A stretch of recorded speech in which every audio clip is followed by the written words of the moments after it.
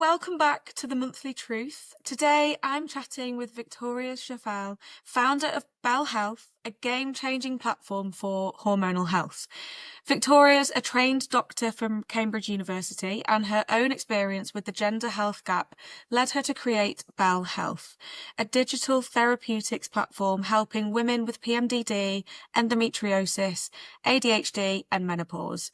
She's also behind the Bell Ring, a first-of-its-kind wearable that gives real-time health insights. Victoria's here to talk about why hormonal health is so overlooked, how technology is changing the game, and what's next for Bell Health. Victoria, welcome. Hi, thanks for having me. Thank you for coming. It's really, really nice to meet you. I've been watching you from the sidelines and just admiring the amazing stuff that you've been doing. So I can't wait to find out a little bit more about it. So I suppose let's start with the obvious. Your journey to founding Bell Health is super personal. When was that moment that you knew you just had to shake things up in hormonal health? Yeah, my aha moment was really while I was still in medical school, and I just actually got my period, and I realized this huge difference that I was experiencing myself between the luteal phase and the follicular phase, where just a lot of things in my body were changing and my mind was working in very, very different ways. And when I got my period, I had this feeling of a cloud being lifted and me being able to think properly and be myself. And I knew at that time actually only about PMS. And it's something that I also discussed myself with my gynecologist. And I had just this moment that struck me where I was like, how can it be that I study medicine myself and I just have no clue about this?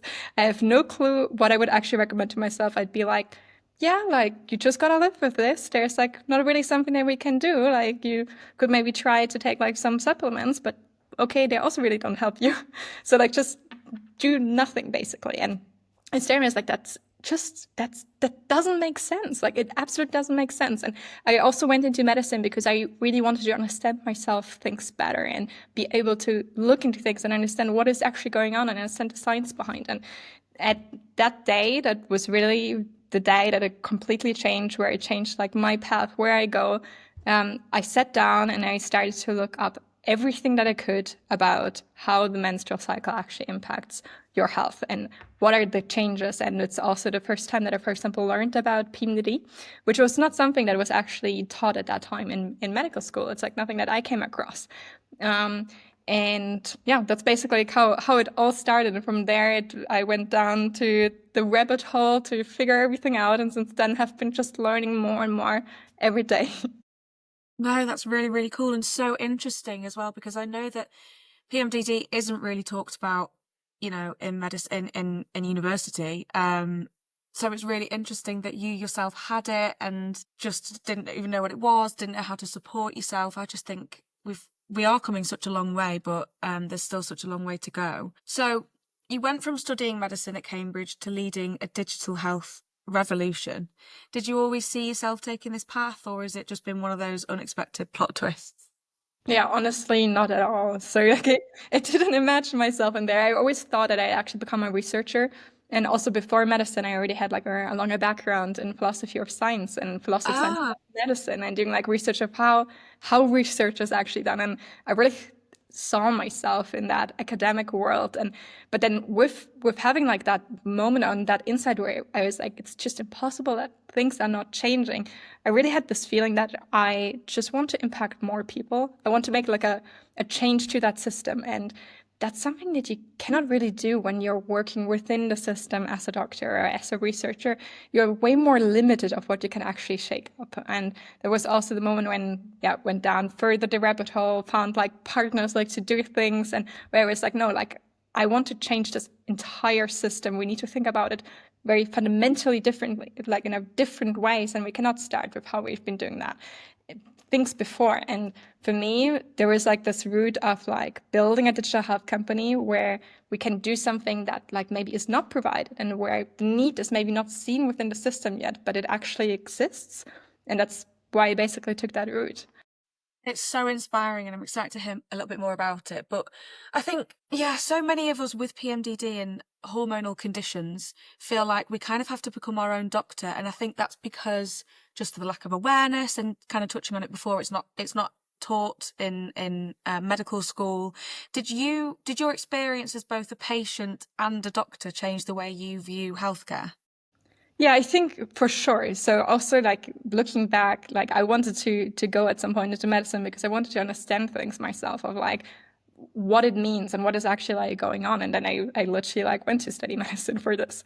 But then also from the other side, from the other perspective, it also helped me a lot because if you go through like this training in medical school, you actually understand why do doctors maybe not listen? Why do they not have time? How are they trained? And I do have a lot of empathy for like doctors not having the time and not thinking about it and not getting like the pain because there's so many diseases, there's so much knowledge that you need to acquire, and there are like also so many things that seem at one moment more urgent because they maybe seem at that point more life-threatening, even though, for example, PMDD can be very much life-threatening. But like there's like this the way that you learn about it plays a role of why there is not more awareness about it as well. Also, as that's like the first part, but the second part also about this that when you learn about medicine, you learn always in this way that you're supposed to know all the answers. You're supposed to have the security. PMDD and also like many other like health conditions that change with the menstrual cycle,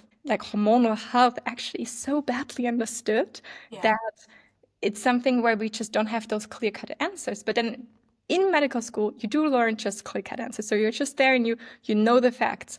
And then if you have things where you cannot give facts, then it's something that is in that sense not really real, even though like, yes, that can change over time. But I think like having this experience also from the other side, it helps me to understand how the system works and what it might mean to also change it and to have a little bit patience and empathy even for that other side of that they're not necessarily doing that because they're like if a doctor doesn't understand it because they just want to be a bad doctor. It's just they went through that pathway of learning of like maybe not taking that serious. And I think that helps like a lot to kind of think about how can you even change this.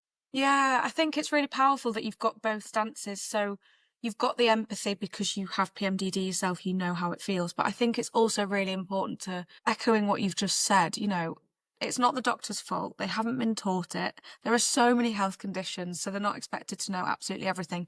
They're only human.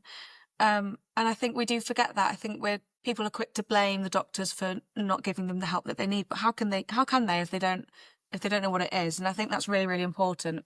And I suppose we have to strip it back right to the beginning and look at PMDD as a condition that actually is massively under researched. What do you think is the biggest reason for this gap in the research, and why is now the moment for change, do you think?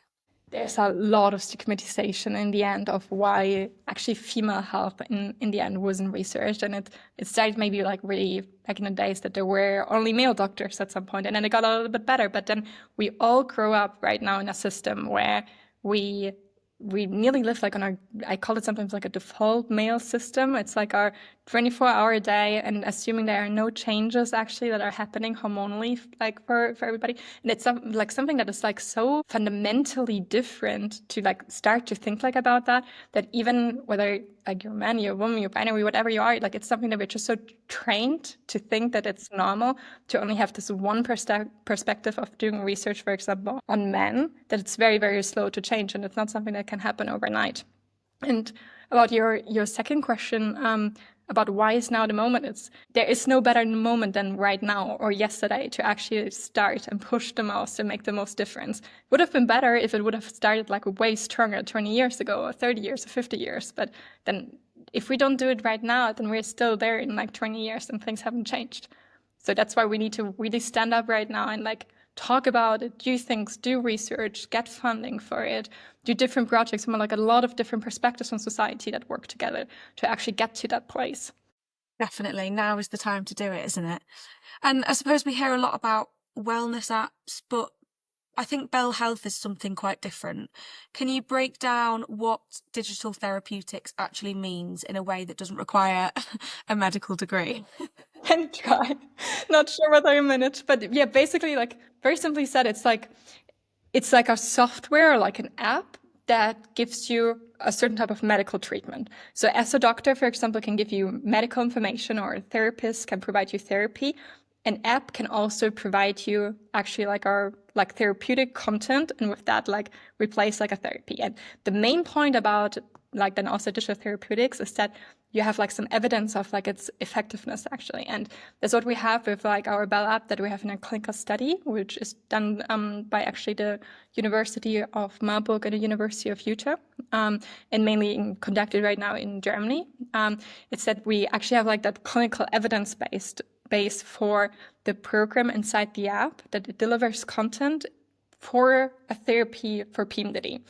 So it's not just like maybe like the tracking part, but it's like really like built on like having a lot of content that is evidence-based to help you actually improve symptoms. And that it can actually make as much of a difference as, for example, a real therapy can, or like some medication can. And that's something that's like a newer development, I think, in medicine, but that has been happening the last 10 years in like a lot of different areas.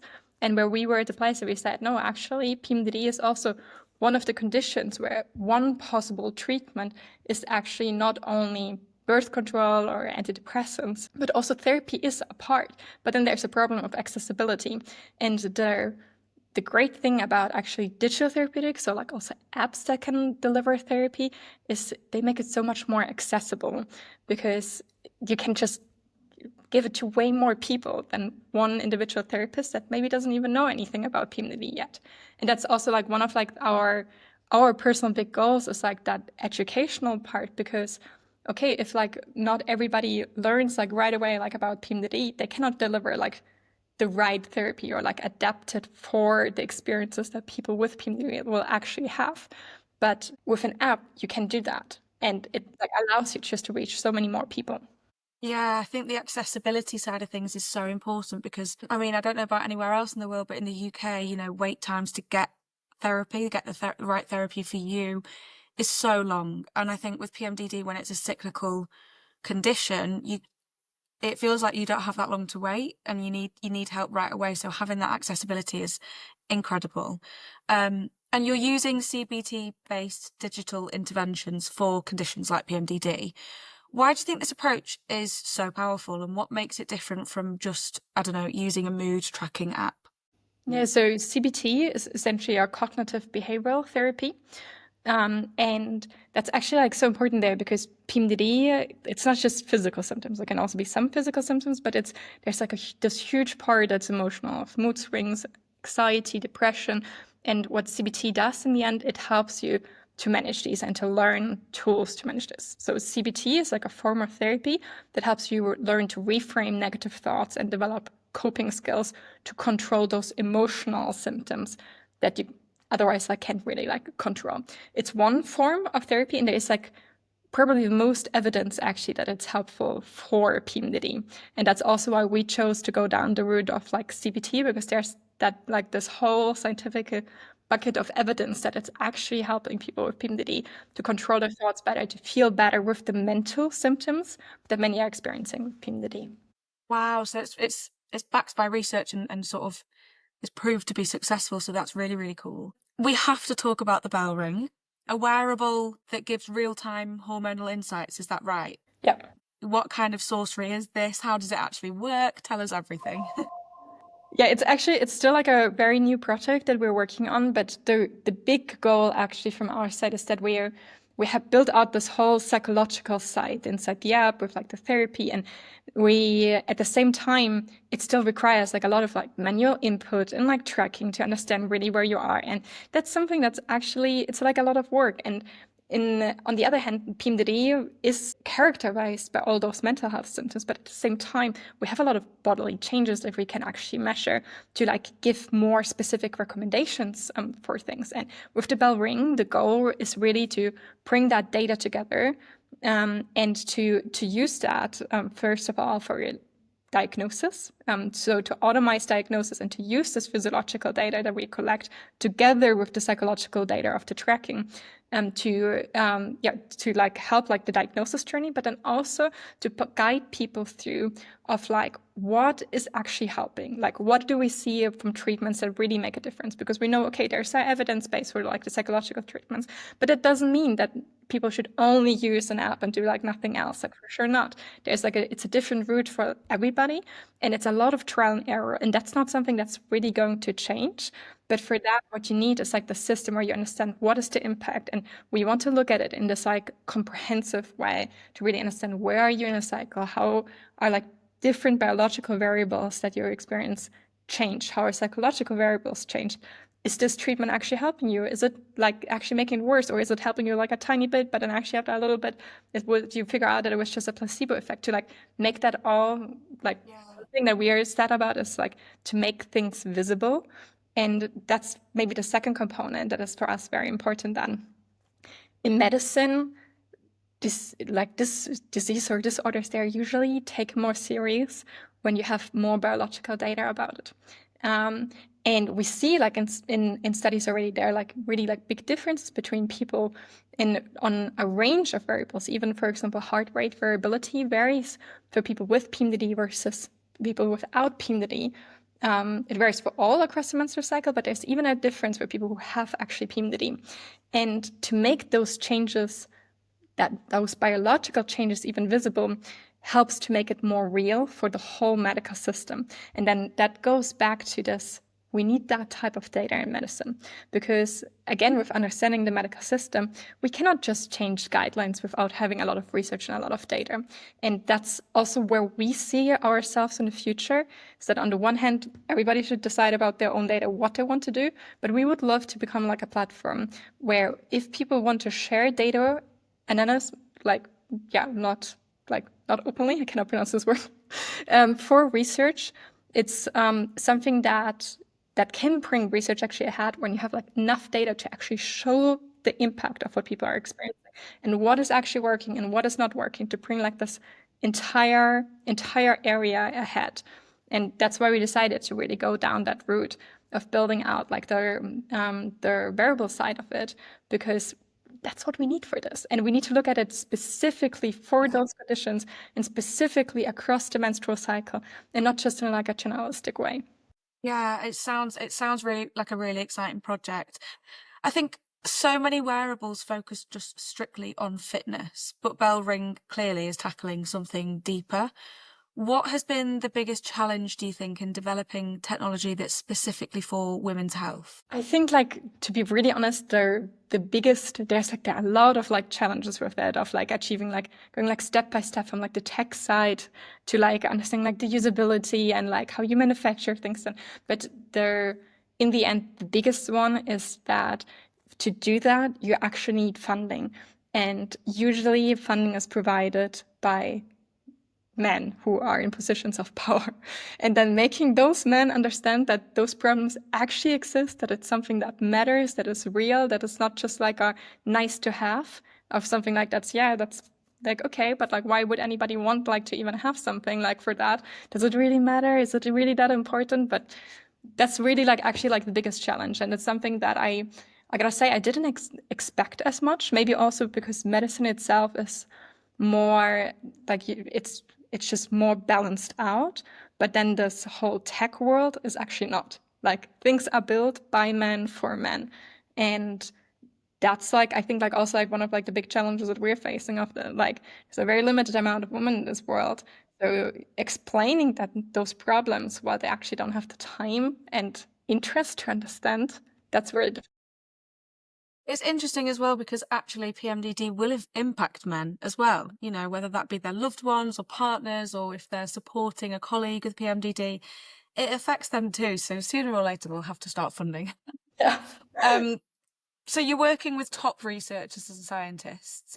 What is one piece of research that has blown your mind in this space? Actually, I think like that, for example, the one that I just said, that heart rate variability actually can differentiate between people with PMDD and not PMDD. It's a very limited piece of research so far. So it's not something that we can say for sure that like it, you know, like you need like always need more than one study. You need like a whole range, like to make sure that like you're certain about things, but that we have like those very clear biological differences actually. That's something that I think after all this time and having read basically all research about PMDD, I found like just incredibly interesting because there's always this, I think that's something that I also had from the very beginning of, there's always like this point of questioning of like, is it really real? Is it only me? Am I the only one who is experiencing this? And maybe I'm like making it bigger. Like that's a part of like what PMDD would maybe like tell like in your thoughts, and how also like our society educated us to think that it's like not, that's rather to find the fault in yourself. But to like actually see those like those effects actually played out in like even the most fundamental biological variables, that's something that I find super interesting. And of course, there's a lot of complexity to that, to even differentiate them between PMDD and PME and like other variations of the menstrual cycle from different diseases that have like an impact. And we need way more research to actually understand those differences. But I think that's something that I recently like saw where I was like, that's so cool. Yeah, and discovering those kind of breakthroughs as well. There's obviously such a long way to go in terms of more research for the condition, but it's things like this that just sound really exciting and will be, you know, groundbreaking for the PMDD community. So if you could wave a magic wand and fix just one thing about how hormonal health is treated in medicine, what would that be? And it's a really interesting question because we're literally trying to wave that wand and doing that, and it's a lot of work to get there. Yeah. But in the end, shortening the diagnosis journey. So like that's something that is just like known, and providing like treatment options. And there we are going right now into one option of a treatment option, which is like our digital therapy, but also as a second part, like shortening the diagnosis journey, to make that just way clearer and way more obvious of what is it actually, so that people don't need to go through like a lot of doctors and question themselves and like this year-long journey before they figure out what it actually is that they're having. Yeah, I think that's so true. I think from speaking to the PMDD community, you know, getting the diagnosis is so difficult, and you are getting passed from pillar to post, and it can be really emotionally exhausting as well. But if you have it centralized in this one place, it just makes everything so seamless. So I think that would be the dream. So I will also wave that magic wand with you. So and what's next for Belle Health then? Is there anything exciting on the way or any new projects on the horizon? Yeah, so we actually, like as our first part, we just finished our pilot study in Germany, and we have now our second bigger randomized control trial coming up. So it's Wow. very much the same study setup, but just with even way more patients that are going to be in the study. So I'm very excited for that now to start rolling out, and us like recruiting like again for like the study. And then of course like our big project is like the ring, and integrating the ring into like our even better app experience for people, and like making the goal with it is to make it visible, like make the effects visible, and like show what actually PMDD is like doing, and then with that also finding like the right routes for treatment. So like those are like our big projects where we're really focused on like implementing them right now. It's such an exciting time, and I can't wait to see, you know, I can't wait to see the findings. I can't wait to see the progress of it all. And I know people will be listening to this going, oh my God, they've got everything crossed that, you know, it can happen soon, and it all goes well, and it can actually support the PMDD community. I think it's a really, really exciting time. And one final question. If you could go back and give day one Victoria, so the one that was just starting this journey, just one piece of advice, what would that be? I think like well, I love this question. And I think the advice that I would give her is to also celebrate small wins.